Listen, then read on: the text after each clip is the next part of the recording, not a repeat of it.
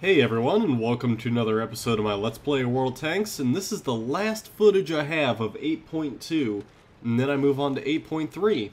And I figured, you know what, I'm going to do a little bit of light tank action here, because I figure, you know what, I'm going to actually change up the way I do my doubles, because I am going to swap to doing maybe 1 to 2 games to try and get my doubles done for the main tanks I'm working on.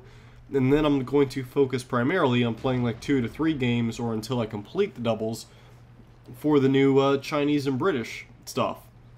And I intend to work those up from tier 1s all the way up to, I don't know, mid-range, 4, 5, 6, somewhere in there. I don't know if I want to get all the way up to tier 10 right away. I might just do them for fun, just to, you know, break up the monotony of the high-end tier stuff. Because, quite honestly, doing the tier 9s and 8s, unless you get decent matchmaking like this one, and the T21's a perfect example. If you don't get really good matchmaking, it can get somewhat frustrating in order to play your doubles over and over and over and try to achieve them, and sometimes you just can't seem to be able to get your doubles accomplished. And that being said, I mean, there's different schemes in doing your doubles. My one buddy does, basically, if he gets 3 losses in a row, then he calls it quits. Or if you play, I've heard of people where they'll play their tank 2 or 3 times depending on how they did, and if they don't win in those 2 or 3 times, that was enough experience to count as 1 double, so that's all they're going to do. I mean, that helps to break it up, prevent you from getting burned out playing, you know, 5, 6, 7 games trying to get 1 tank done. That's very difficult, and if you just so happen to have bad luck, or the random number generator isn't going your way, so on and so forth, stuff like that, it helps break that up. And I'm going to help do that a little further by, like I said, changing it up so that I'm only going to be doing a grouping of, you know, 1 to 2 battles per tank that I'm working on. And like I said, I'm going to go have some fun in the lower tier stuff again, because it's been quite a while. I was waiting to, I was actually waiting for the Chinese stuff to come out before I got into the low tier stuff again, so that way I'm working on 2 different trees at the same time, thus, you know, doubling the amount of stuff I have, and that way it allows a lot of stuff to be balanced out. You'll have to forgive my cough there. I'm still getting over the flu. I'm almost done. Not nearly as bad as I was the past couple of days. But anyway, so on with business. Now, they're capping here as a light tank, and the only one with the ability to get back to the cap zone. I'm the one who's responsible for going and resetting it, sadly. Now, it's light tanks have never been my tank of choice. I prefer the mediums and heavies. It's just how my playstyle is, and I've found that, you know, I'm relatively decent with TDs and, what are they called? TDs and SPGs. As much as I didn't think I was, I still am. And so, I mean, it's just circling around these guys. I don't even think the Churchill can rotate his turret in time. I mean, it's fantastic. Of course, now I'm down in hit points. 1 more shot should kill at 21, and there you go. Now I can have fun with the Churchill all day, because he is not going to be able to rotate his turret in time, and that's one thing that I do like about light tanks, is the ability to outmaneuver, and it's something that I miss. Not only are you supposed to scout, but once your initial scouting run's done, and not suicide scout, by the way, because that's completely worthless, but once your scouting run's done, you can get into a nice little maneuverable battle with tanks, and you can easily outrun their turret rotation, like this 150. I knew that I stood no chance by staying on the cap and fighting him, so I left it to kind of circle around behind him and get up close, because then that way I can watch his turret, I can outmaneuver its turn speed, and I can just sit behind him and lay into him all day long, like this. I don't have to worry about it too much. He's kind of stuck. And then there we go. Now I can get back on cap, because initially I had no chance of fighting him on the cap itself. And there we go. So let me go take a look at that that photo recap at the end there, and we'll move on to another light tank.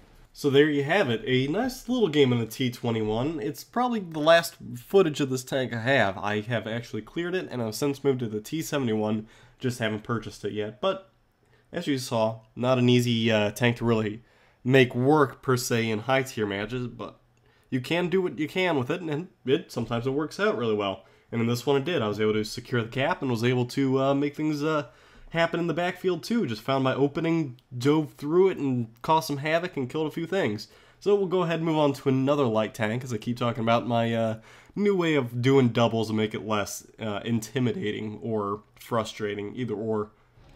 Let's get this show on the road. So I know that scouting doesn't exactly translate back down to the tier 1s, 2s, and 3s that I'm going to be doing here probably in the next couple days, but I see a lot of people suicide scouting, and I see a lot of people productively, scouting and exploiting holes, and I always, when I'm in artillery, find myself having to fend for my life a lot of times, because a scout seems to weave his way through our defenses without much resistance, and I figure I want to try and learn that. I mean, I unlocked the T50 TAC 2, and I was able to get it on sale, so I figured, you know what, why not? I'm going to play around with it a little bit, try and boost it up a bit, see what types of fun I can have with it. It seems like it's a fun tank, and you know what, I like enjoying these new little things here and there and playing with stuff, so I figure I kind of want to learn the art of passive scouting, learn the art of aggressive exploitations, and stuff like that. I mean, yeah, I could have shot at these tanks, but it wouldn't have done me much good to ping off 80 damage off of both of those tanks on the side, so what use would it be? So I'm trying to learn to resist the urge to start shooting at things. That's one of the major things that I gotta do, is as a scout, I really have to resist that urge to be like, I can do a little bit of damage, click, click, click, click, click. And it pays off better because then I can spot stuff so people can see, as opposed to them being like, oh hey, there's an easy target who just exposed himself. And see, my efforts are rewarded with a gigantic hit from, I think that's Kurgan over in our KV2 with the derp cannon, yeah. And it just leveled that Ferdinand by me just sitting here scouting, as opposed to firing away like a silly person. Now, there's a counter scout here, and that's easily what, a 12T, a 1375, or a T21 or a 71 are. It was very great counter scouts and support tanks. Now he's just chilling in the open, which Kurgan's going to take advantage of, and then I'll finish him off. And that's how you make the teamwork work out, because he's a little concerned there, put himself in the open, and that's when I was able to risk exposing my position for the damage I was going to do, because it finishes him off, and then that way it's one less scout tank we have to worry about. And I would have been spotted anyway in just a bit by that T2801, or not T28, VK2801, so what good would it have done me to just sit there when we could have finished off that tank? And I mean, that's a pretty high tier tank, technically. Tier 7 in this match, when I'm just a tier 5, so worked out for the best. And now, sorry, gonna go crush the 2801 and then again exploit the position that was opened up. Like I've been saying, I was waiting for the right timing, cleared out the two things I needed to, and then now I can cruise right into their base. There's the two artillery pieces up there. I'm gonna keep moving because my my skills are better met with dodging bullets as opposed to trying to sit there and knife fight, or not knife fight, but play hide and seek or peekaboo behind a rock, and then having to hope that they have terrible accuracy, as opposed to me relying on the random number generator of them moving and them trying to shoot at a moving target. So, for the better that way. Now, I'm probably going to take a hit from this grill. Yeah, a nice lovely hit. Didn't want to, but you don't have much option. It's one of those things where it just happens to be that way. And of course, Kurgan comes in, kills that thing off, no problems. And now we have to worry about finishing off the horde pushing back at him. There's, well, no, never mind. I didn't realize that we had already taken the south there. So, being able to scout and exploit like that really does help. And I mean, it certainly makes the the team go a lot, the double at least, go a lot better than if I were to do it on my own, as just, rush ahead and then hope that my team's able to take advantage of the fact I just spotted the whole team. Because what good is that if the artillery isn't loaded and you spot their artillery, but they still have another 15 seconds and you get killed, so their artillery is now cloaked and they just finished loading. So I prefer more of a mid-game scout, I'd say. Wait until things are a little more clear, then rush out. Just seems to work out a little better. So let's go ahead and move on to my final video here, and well, check out the screen cap of this one, and then we'll move on to the final video. Well, I don't get the scout achievement here. 7 spots is not bad at all. That Ferdinand I saw about 700 damage on. That M41 I saw 300 damage on. So just in spotting damage, I what, did or saw, whatever you want to classify it as, 1,000. Not bad. I mean, you could potentially get better if I was able to get closer to the enemy without being spotted and were able to have people hit them more, or if someone was able to get some shots in on those tanks that were crossing earlier, the 32 and the 34. But it's more about spotting them and having the teammates see where they're at, where they're going, so that way the team can go ahead and divide their tanks evenly and be able to take stuff on better or exploit, certain advantages you might have against other tanks. So scouting's not about just rushing ahead and getting yourself killed as you try and spot everybody. I see a lot of people do that. I see a lot of effective scouts who do exactly what I did. Sit there, wait a bit, see some things here and there, try and point out things that are going which way so that way your team can respond. And then when you're comfortable, you go ahead and make that advance towards their cap and take out their artillery. And I mean, I fear that every time. And every time that I'm playing artillery and I see scouts in the enemy team and I'm platooned with people, I'm like, you need to watch for this scout. If I was him, I'd come this way, so watch for him, because I know that's what he's going to do if he doesn't get himself suicide scouted early. Now, I pulled a first class out of this, so not too bad, and I guess it's a little easier than I thought it would be, but hey, I'm not arguing in the slightest. So, let's go ahead and move on to probably my best game to date. Let's go. The almighty Fudgesickle strikes again. And yes, I actually do like this ARL V39 with the 105 on it. Not really a fan of the 90s. I unlocked them both. Well, I unlocked one of them accidentally because I really didn't want to, but it's going to make a difference on the next. The ACL, I believe, is the next one. But either which way, I kind of like the 105. I think it's the better choice, actually. It does a little bit more solid of a hit, but you know what? It's debatable either way. It's just I've found preference for the 105, and that's what I'm going to stick with over the 90. I mean, I could be right, could be wrong, but it is what it is. So, instead of trying to talk over this gameplay in terms of my standard talking about whatever's going on the topic of this video, which was my doubles and how I'm going to do them and how I'm going to switch to low tiers here shortly, it's going to now switch to me commentating about this actual gameplay, because this is phenomenally epic. So, let's get on with it real quick. So to start off with, there are juicy targets just plentifully placed everywhere on this map. And it's a little hard not to just pick out the easy one standing still, which is exactly what I'm doing. You know what? I don't see any big targets sitting out anywhere, so I'm going to finish off all the little things first. Because, hey, that way less stuff to have to worry about later, and it clears some stuff up for our team. It makes it a little easier to deal with. Now, if I do see a big target, clearly I'm going to try and go for that one first, because I want big things dead first always. Don't worry about the little stuff, because either A, not going to do much to me, can't spot me, can't damage me, and B, big things hurt more. What can I say? I'd rather have a, tier 6 thing dead than a tier 3 or 4 thing dead, because the 3 or 4 isn't going to do nearly as much as that tier 6 if it gets up to me.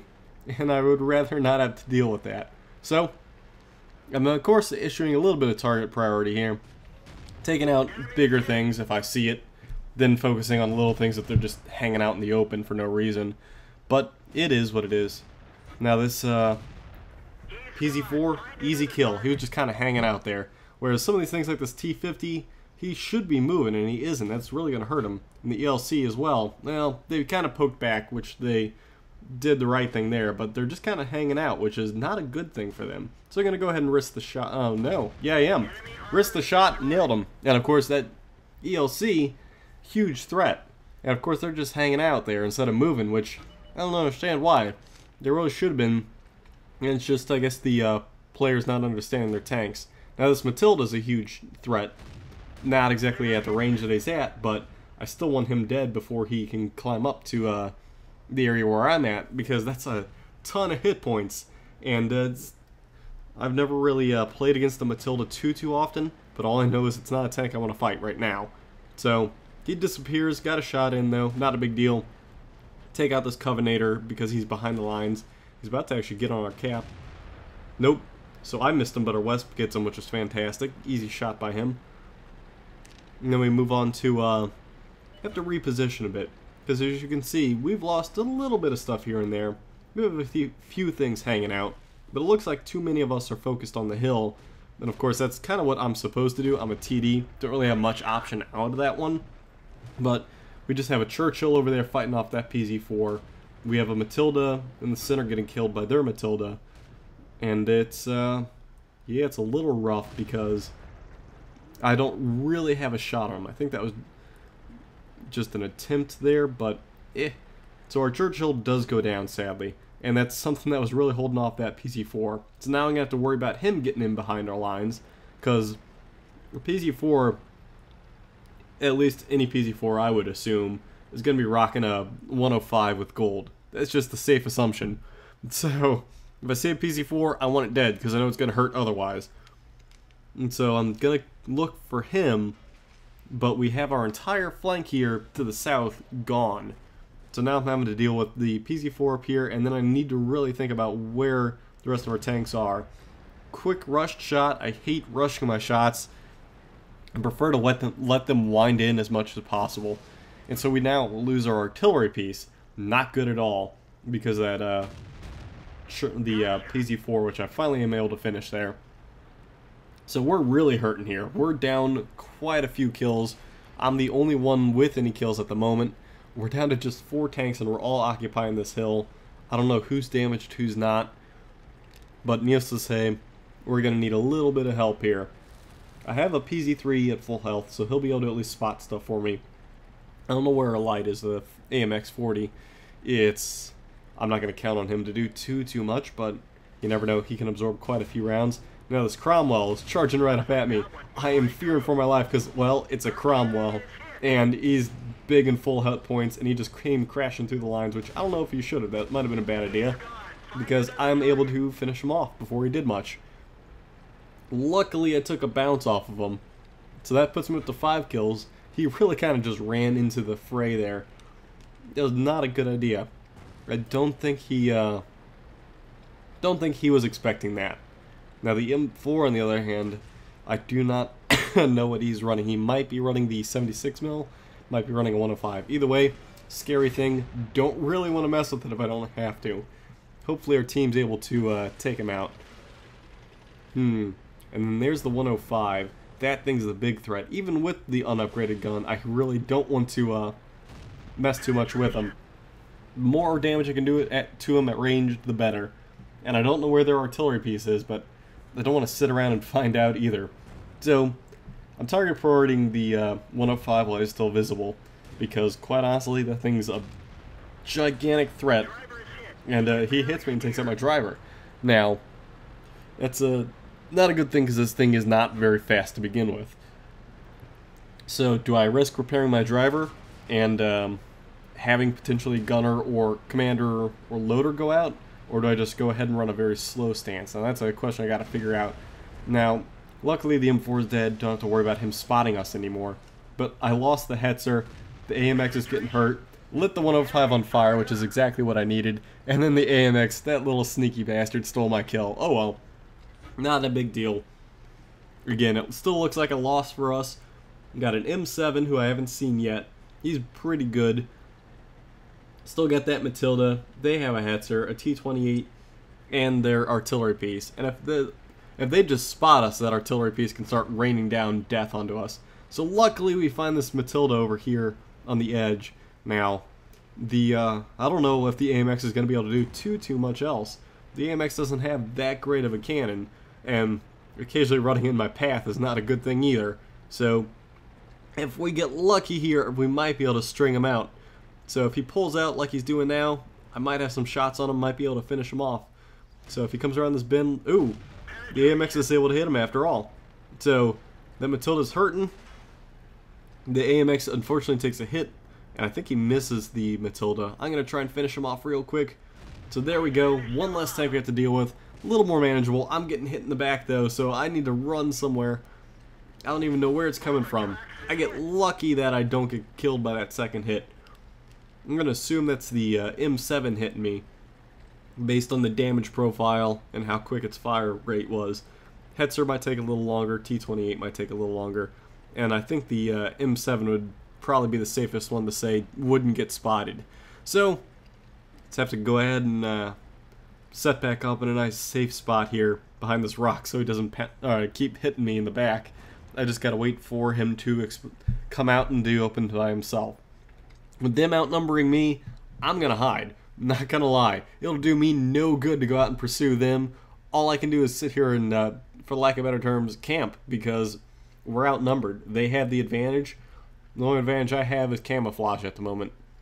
So, try and tell the AMX to go find their artillery piece, and I'll protect the our base.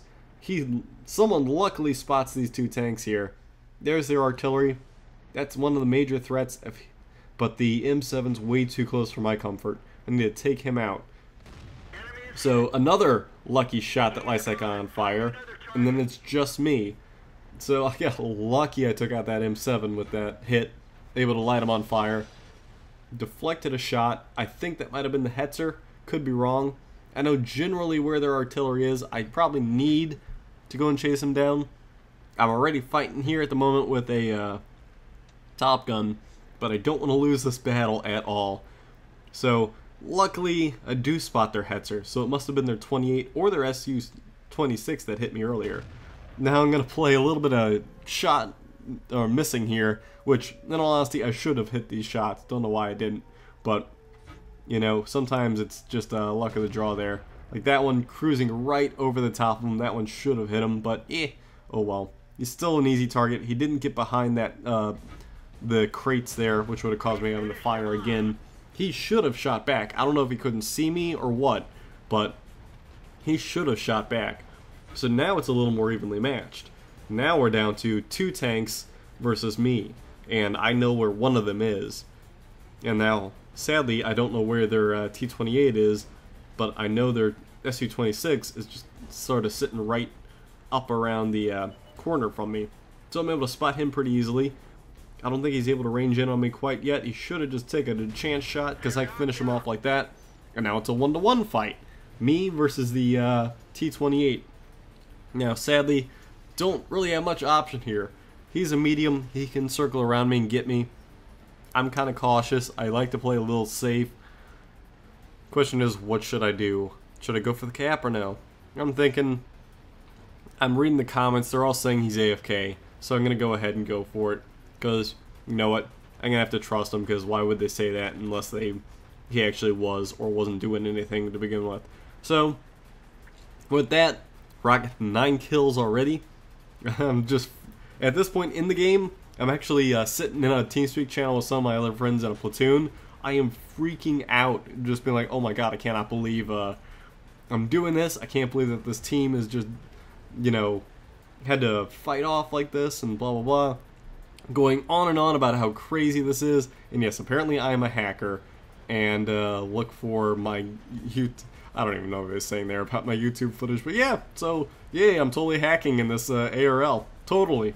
Not, you know, getting lucky and timing my shots and spacing them out. And they were, I'm not gonna lie, they were feeding themselves to me one at a time. And had they rushed, whole world of difference. But when you're feeding yourselves to me one at a time, what do you expect?